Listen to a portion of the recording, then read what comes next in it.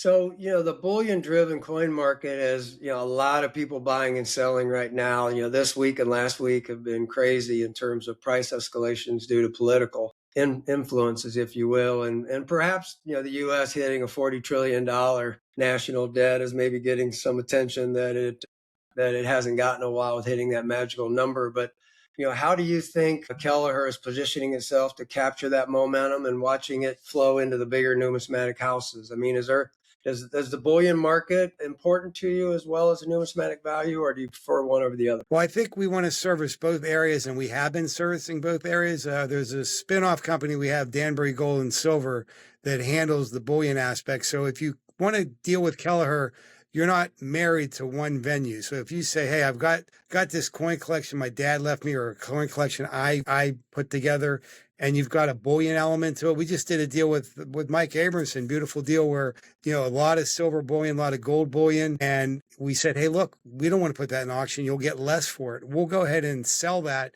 Our commission ranges between 3 and 5% on bullion transactions, depending on the size, scope, and work we do. And we'll curate that for you and turn that into money for you on that basis, auctioning the items that are going to give us both an upside potential when we go to sell them. So if you've got collector coins, we'll auction them. If you've got bullion coins, we'll trade them. And giving clients that blended opportunity, we find, really makes a difference to each and every person, putting more money in their bank account, in their wallet, than if they just auctioned it. Yeah, no, I think you're wise. The not huge collections, right? Because that service there is just as important as the multi-million dollar collections as well. And everybody seems to focus at the high end. So I think you've identified a niche there. So I think you're right to be doing that. That said, I think the high grade coins are still stealing the show right now.